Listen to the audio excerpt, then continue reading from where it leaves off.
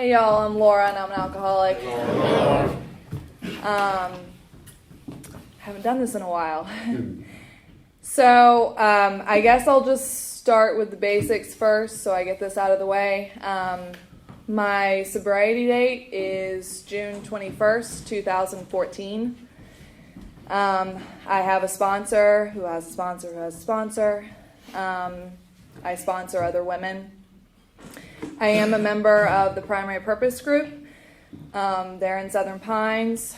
We meet on Monday nights and on Thursday nights at 7 p.m. So if you're ever in the area, come check it out.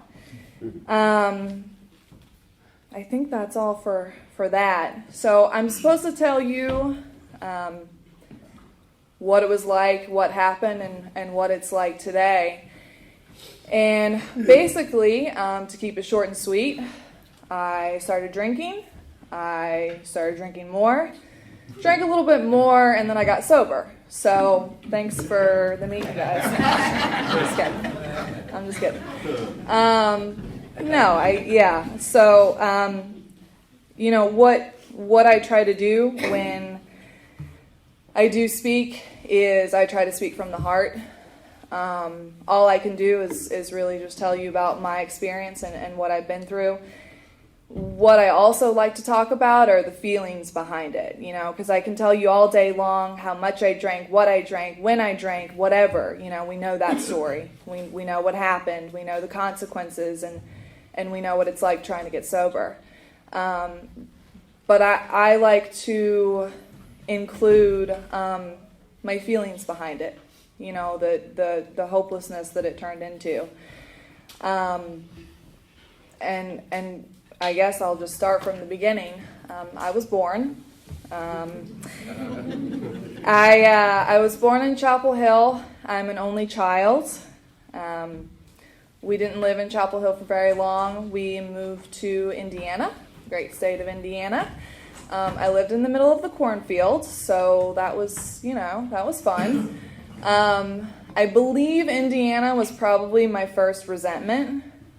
Like I said, I was an only child, and just a kind of a quick background, and I'll go into it more.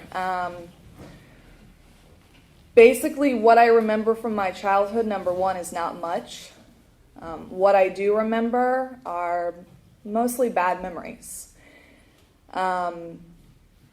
My family was broken, like we've heard. It wasn't a perfect childhood. It wasn't a perfect family.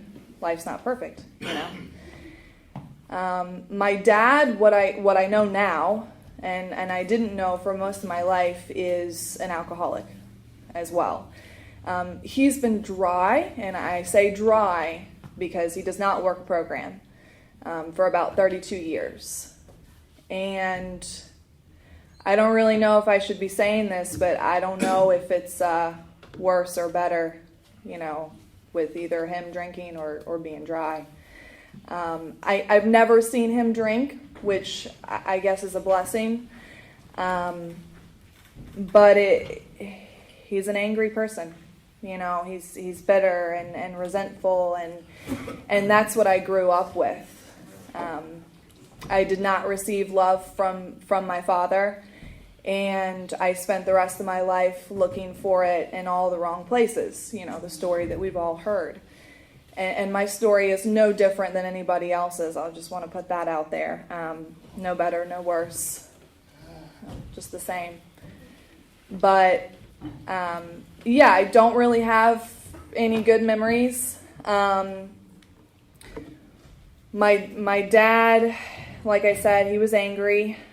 He also is the type of alcoholic, and I'm this way too, sometimes, which is something I'm trying to work on, but everything had to be perfect with him, which perfection is not obtainable. But my parents are both scholars, they got their undergrad degree, they got their master's, they got their doctorates, which I know nothing about. I definitely took a different path than they did.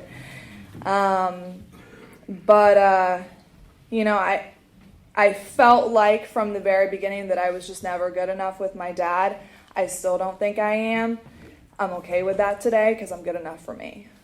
But yeah, things had to be perfect. We presented ourselves as the perfect family from the time that I can remember, from the outside looking in, but on the inside it just wasn't. On top of that, kind of dealing with that growing up, I was the kid that, because of that, I made the straight A's. I was the teacher's pet. I got hundreds on all the projects. I went above and beyond. I had the glasses. I had the braces. I was the nerd. And that didn't really help anything. I remember as a kid being bullied a lot. I remember when I was young, coming home and crying every day after school. We ended up moving to Greensboro, North Carolina, which I consider home. Well, I guess maybe I consider this home now. I've been here for a while, but that's where my parents are still. That's where I did a lot of my damage. But we moved to Greensboro when I was in 6th grade, and it was the middle of my 6th grade year, and things just started getting worse within my family. I was getting to an age where I kind of realized more of what was going on. At the dinner table at night, it wasn't that perfect family dinner. I mean, it would be the three of us at the dinner table, and my dad would be on this side, my mom would be on this side, and my dad would be telling me, tell your mom, whatever, XYZ. And my mom's sitting right here, And, there was a lot of yelling, there was violence, there was a lot of abuse. And it got worse. And when I got to high school, it's when I started fighting back. It's also when I found alcohol. Kind of what we hear is alcohol saved me, alcohol changed me. I felt like a better person. I felt like a worthy person. I felt like I was good enough, maybe. And I remember my first drunk was my sophomore year of high school, and my boyfriend at the time was a senior, and so I was hanging out with all the seniors, and it was at prom, and I was that little sophomore getting drunk for the first time, acting a fool. Story of my life, It's kind of how I was, just drinking. But from that point, I drank every chance I could get. That's what we hear people say. From that point, I drank at least every single weekend. I would go to school drunk. I would go to school high. That was my release, and at the time it was like, I'm having a good time, this is what we're supposed to do. It got me out of the house, and on top of that, that's when my dad and I started fighting a lot. And it got pretty bad, but I kept drinking, and I started getting in trouble. I was the girl that snuck out. I was the one breaking curfew. I was the one lying. I mean, it started from the very beginning because, I'm going to do what I want to do. And I did whatever it took to be able to do that. Miraculously enough, I did graduate high school. I did well in high school. Even though I started drinking and kept drinking, I still managed to do well in school. I managed to do well in college. I went to college. I graduated with honors in college. I don't know how, but I did. But really, I think that what that was from is it was so ingrained and so instilled in me from my dad that I had to be perfect. That I had to do well in school, And really, in reality, I mean, he wanted me to get my master's. He wanted me to get the doctorate. He wanted, I'm not. I'm not. That's just not my path right now. But I ended up graduating high school. I went to college.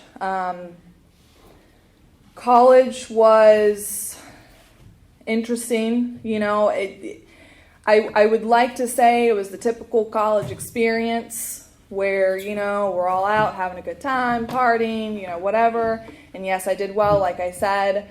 I think my drinking was probably much more excessive than most people.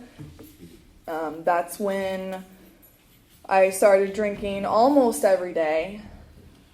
It's when I got my first DUI, one of many. I got that my freshman year. My mom moved out my freshman year. And so, and then they, eventually got divorced, which was a battle. And I was the one child, so I was caught in the middle. And really my escape, again, was alcohol. I drank constantly. I managed to do well, but here's the thing is what started to happen is I felt like, yes, this is kind of what I'm supposed to be doing. This is a great escape. But I've had a lot of consequences in my life. I've had the legal ones. I've had the family ones. I've had the relationship ones. I've had all that. And that started from the beginning. From the get-go, my relationships, like I said, is I sought out people to find love because I didn't receive that from my dad. And I did the exact same thing. I got into relationships that were abusive, physically, mentally, emotionally. And that's what I did my whole life. And I guess it was still along the feeling behind it that I wasn't good enough, that I wasn't deserving. And then watching my parents, I never saw them kiss. I never saw them hug, ever. All I saw was either ignoring or fighting. That's all I saw. And that's just how I thought it was supposed to be. I thought that's what a relationship was. So that started in high school for me. That continued in college. That continued after college. But like I said, I got my first DUI my freshman year of college. Lost my license for a year. All that good stuff. Got it back. Graduated from college. Now in college also, and I'll point this out too, is that's when I started drinking alone. That's when I started drinking by myself. I mean, I was still going out and hanging out with friends and doing that whole college thing, but that's when I started drinking alone. And it got to a point, at some point in college, where I was drinking every single day. And that didn't stop. When I graduated college, I went to UNC Charlotte, and so I moved back to Greensboro. I considered it home. And I was in Greensboro for 3 years, and it was the worst 3 years of my life. It was hell. Looking back, I guess I could honestly say I had some good times drinking. We've heard that in high school and college. But what happened to me is things took a turn for the worse. And I think it was maybe kind of gradual at the same time. I mean, I had some bad experiences in high school and college as well. But when I moved back to Greensboro, I guess I just didn't care anymore. I was out of college. I should have been doing something with my life. I should have been getting the job and I don't know what people do, settle down or whatever. And that wasn't me. I mean, my my drinking escalated to that point. I was already drinking every single day. And, you know, that's when the morning drinking started and the daytime drinking started and the withdrawals started and all that. And here's the thing is like, and I'll say this when I get to what happened eventually, but like I said, for most of my life, I did not know that my dad was an alcoholic. And I didn't even think that was a problem at all for me.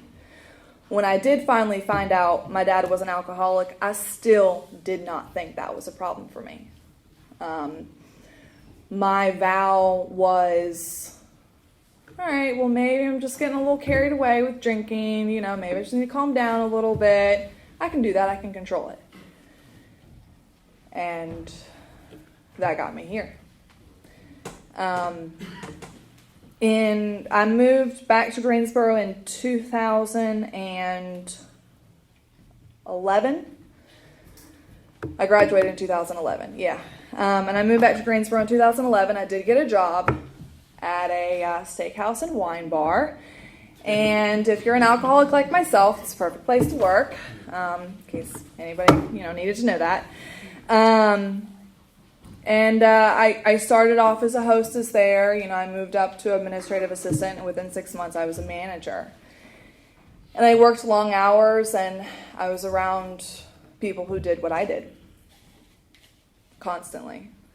At that point, not only I was still drinking with others, I was still drinking alone, and that's when I started going to the bar by myself. That seems perfectly normal. Not for a drink, for like 20, and then drive home. In 2012, I got my second DUI. And in 2013, just a couple months later, I got my third.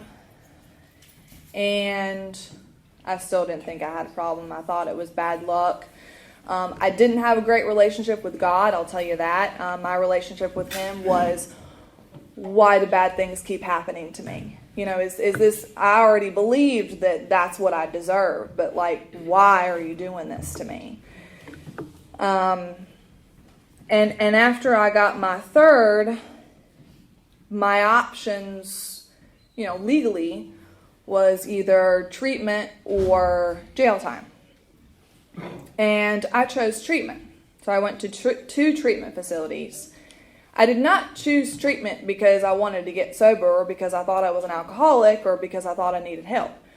I chose treatment because I didn't want to go to jail. Just point blank. After I got my third, my mother told me about my dad. And that's when I vowed that I would never be like him. And in turn, I ended up just like him. Hopefully not now that I'm sober, but I turned out to be like my dad. I was the person that drank at everything.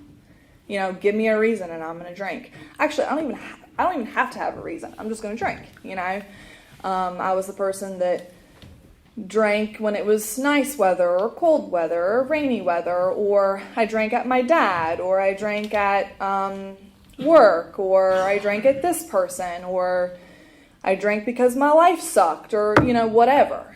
And I did not know how to deal with life successfully. I did keep a job for 3 years, probably because I was at a restaurant and that's what everybody was doing. But I did manage. That was one thing that I kept. The one thing. I lost everything else, though. I lost my sanity, my dignity, my friends, my family, my license, you name it, I lost it. And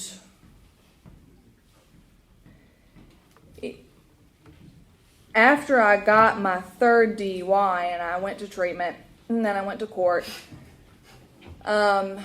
that's when That was the last year of my drinking, and that's when I was like, okay, maybe it's just getting a little out of hand. Maybe at this age I shouldn't be drinking so much. I'll just try to control it. And this is what happened. That didn't happen. I did not control it. I was sober for the longest period of time I was sober for was about 30 days because of treatment. I drank the moment I could, and a couple of things happened. At that time, I clearly did not have a license, and I ended up getting a moped.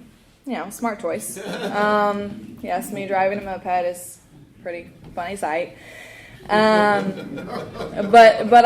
ended up getting a moped, and a lot of things happened with that moped that we weren't friends. And if anybody's wondering about this too, I would not recommend driving a moped drunk. That's not a really good idea, although I did that a lot. But I remember at the beginning of my last year drinking, that was when things started really getting bad. That was when I started pushing everybody away. I'm best friends with my mom today, and we used to be really, really close. I mean, she was the one thing in my life that was good, and I pushed her completely away and alienated her, and I didn't tell her what was going on. And God bless her, because she went through it with my dad. She was with him when he was still drinking, and when he got sober, and when he got dry, and when he got violent, and all that. And then she had to deal with it with me. So she goes to Al-Anon. Let's just say that. But I remember there was a couple of times specifically where friends started talking to me about my drinking. And just to put it nicely, that pissed me off. And anybody who talked to me about my drinking, I was no longer friends with. It's just, I dropped you. That was it. I had a couple of close girlfriends. My boyfriend at the time, I remember specifically one night that I had driven my moped up to a bar. Now, mind you, I had been drinking for most of the day, really just to not go through withdrawals. And then when I got off work, I went to a bar and drank there. And then I drove my moped home and I drank there. And then I drove my moped to another bar and drank there until, to whatever time it closed. And I had the bright idea to, at that point at, 2 a.m., to drive my moped home. And I remember specifically him pulling me off that moped and said, "I'm not letting you kill yourself tonight." And that didn't change anything for me. I did not stop drinking. I probably started drinking worse after that. I remember another experience that was shortly after that, and this was when I stopped hanging out with people at all. I remember my boss it was like a Christmas in July party kind of thing. It was a year before I got sober, and he invited everybody from work over and all this, and it was at his home with his wife and his kids and his family and all this, and there's kids around, other families around, and I blacked out. I had a lot of those where I'd wake up the next day thinking, what the hell happened this time? But I blacked out, and apparently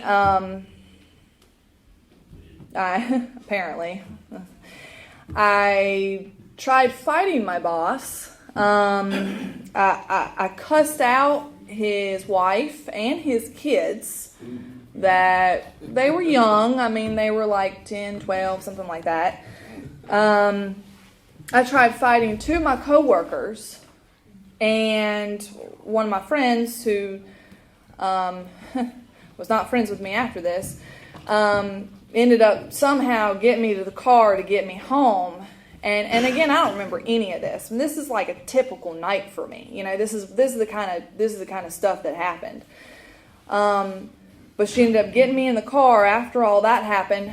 I forgot about all that, apparently, and then I started calling everybody that I had just cussed out and tried fighting to see if they wanted to hang out later that night, you know. Well, yeah, let's like go get some drinks. Like, what?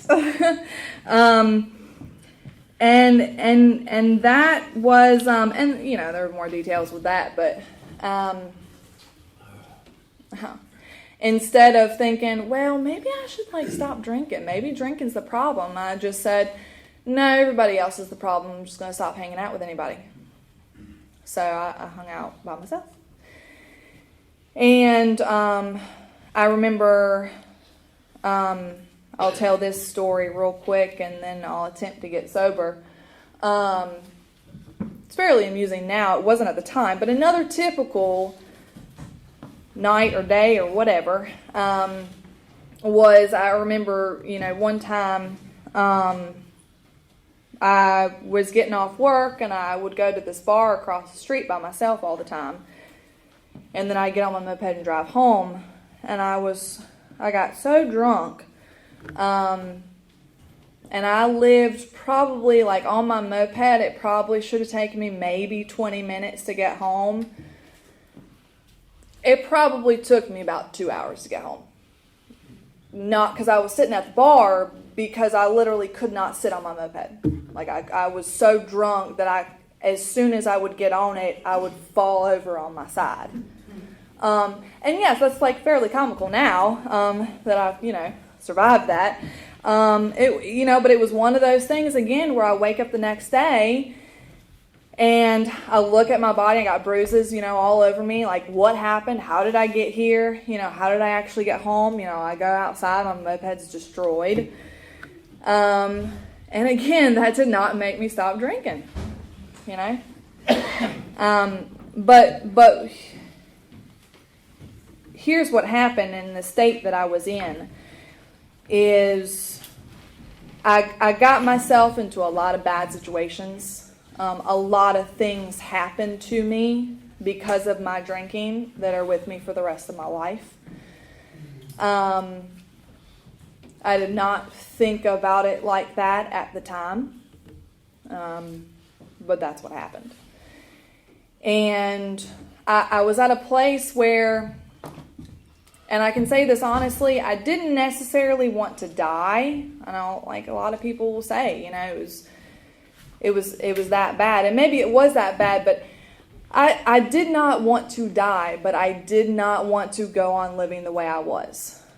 And at this point, I had been to 2 treatment centers, I had been to AA, you know, and I could not figure it out.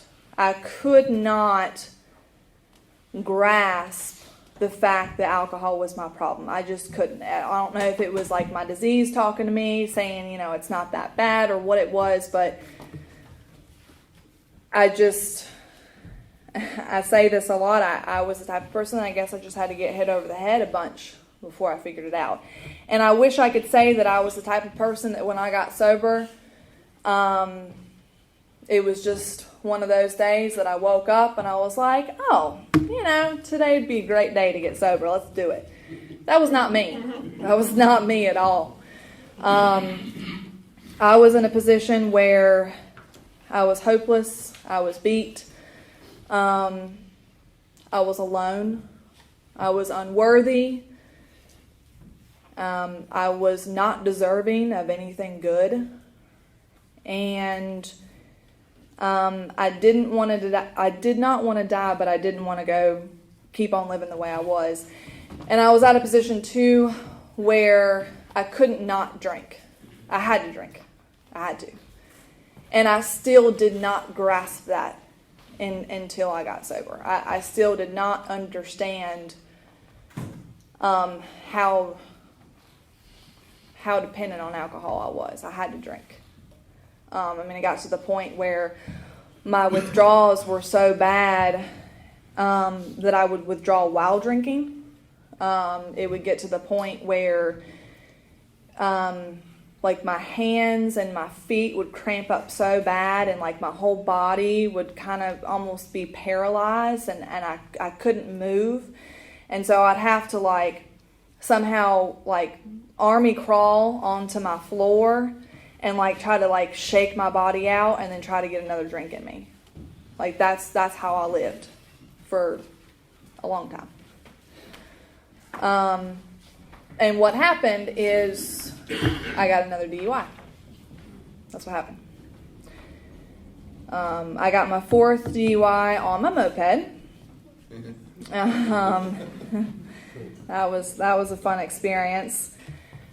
And if anybody doesn't know, North Carolina, as well as other states as well, I believe, but North Carolina doesn't take too kindly on 4 DUIs in 7 years, so they slapped a felony charge on me, habitual. And I was looking at 13 to 25 months in prison. I remember, and I don't want to make this sound cliche. I know we've heard this before. I know this has been a lot of people's experience. But I'm just going to say what happened with me is when I got that last DUI and I got out of jail, I did not know what to do.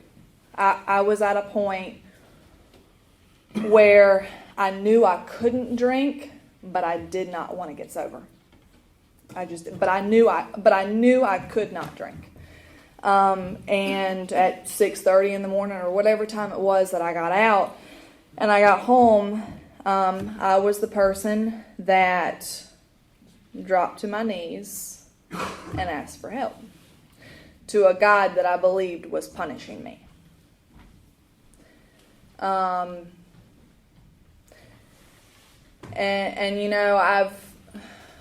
I've done a lot of things that I'm not proud of. I've done a lot of things that I said I would never do while drinking. And even then when I was asking for help,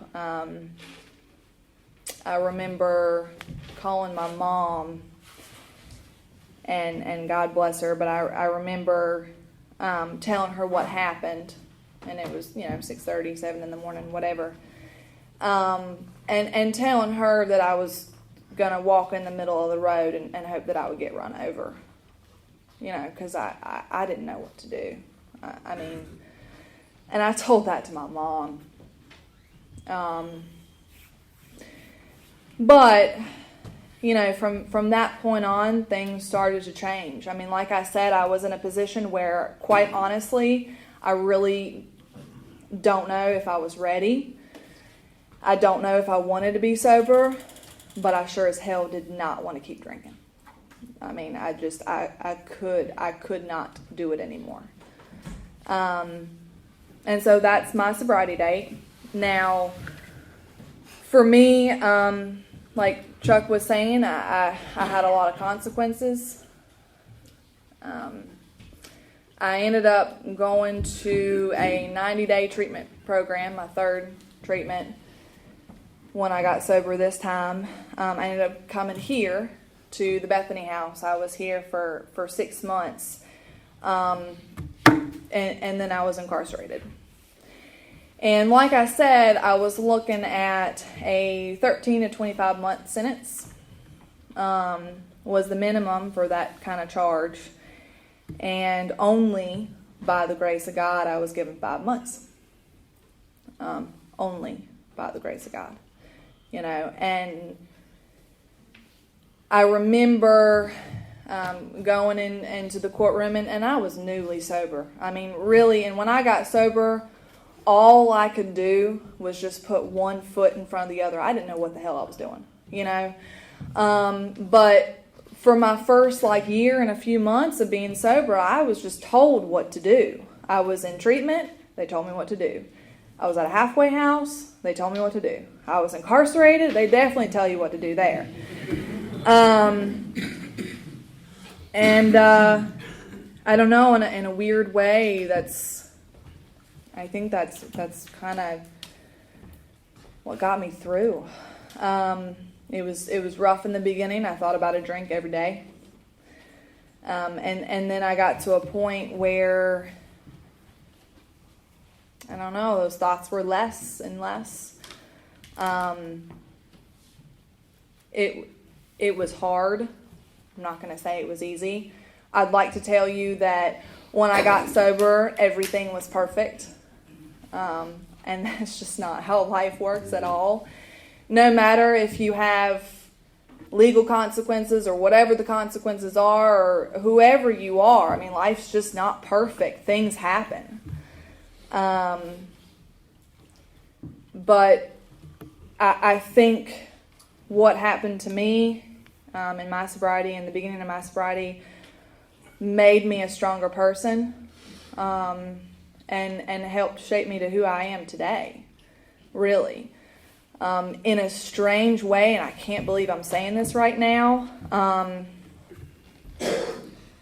but it was almost like a blessing being incarcerated, because I remember going to that courtroom. I was 9-10 months sober, and I remember signing on the line, saying I would do 13 to 25 months.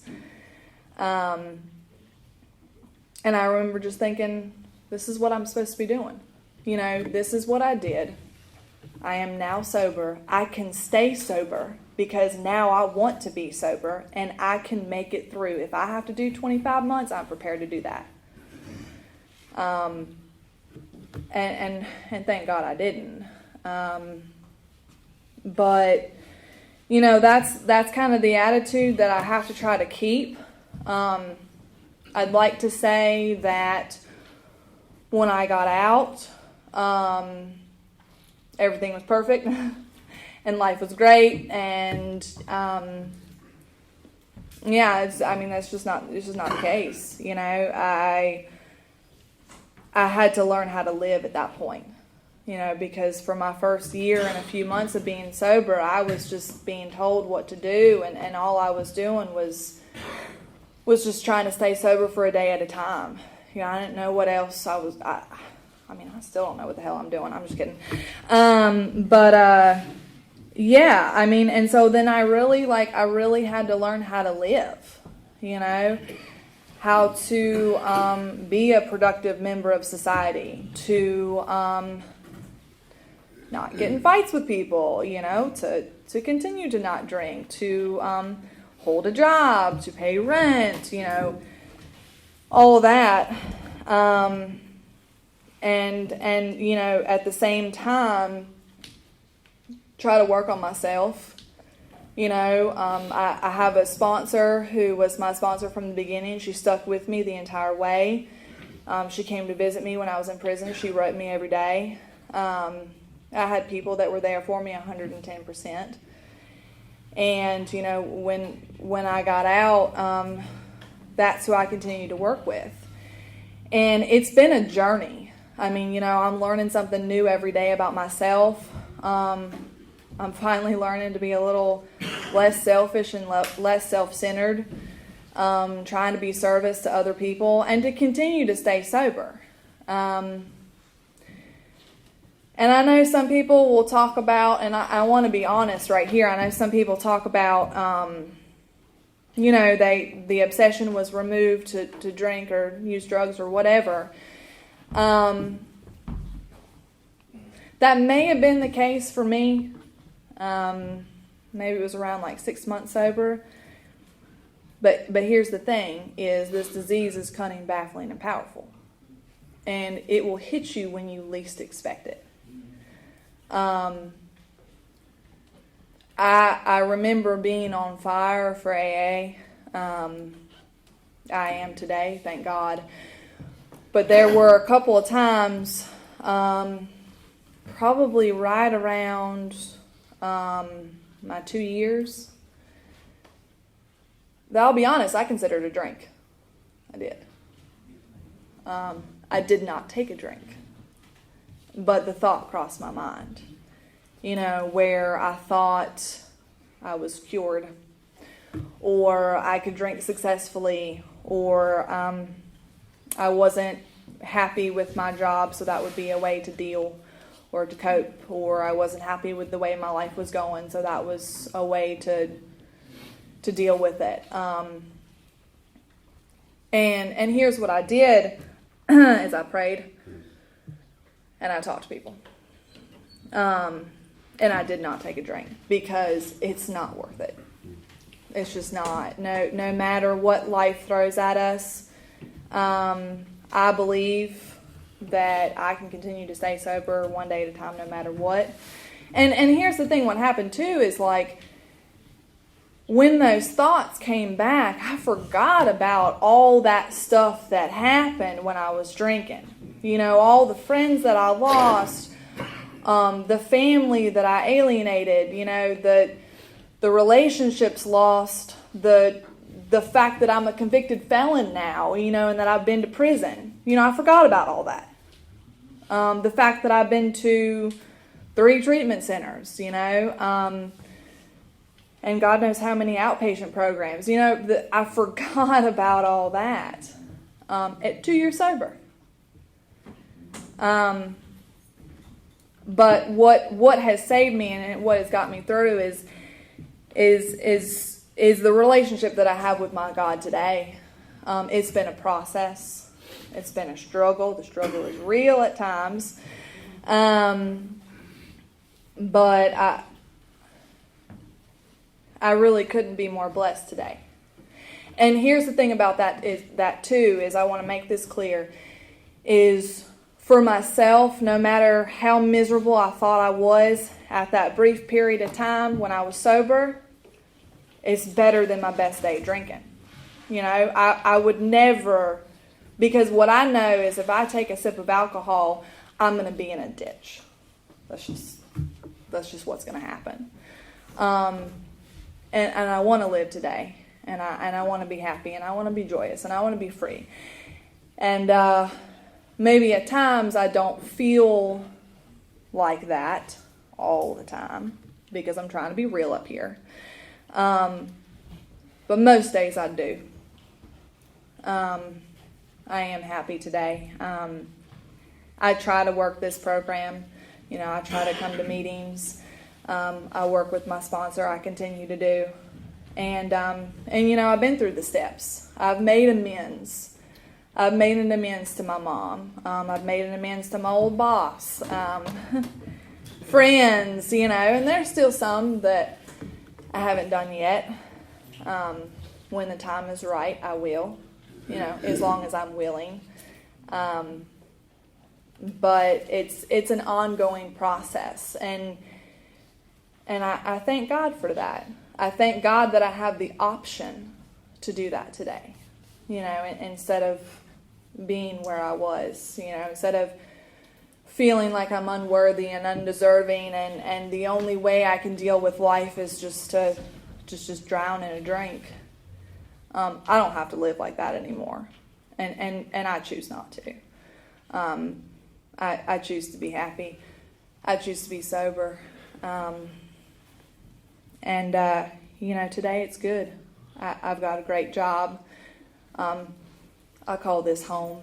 I've been here since a few months after I got sober.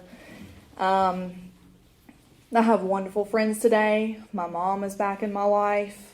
It's a good life. I wouldn't trade it for anything. And what I try to do is, instead of looking at my past like it was a failure or a burden or however you want to call it, that's my experience. And I will share that to anybody who needs to hear it or who wants to listen, maybe to give some hope, because that's all we need, right? It's just a little bit of hope. So that's all I got. Thanks for letting me talk.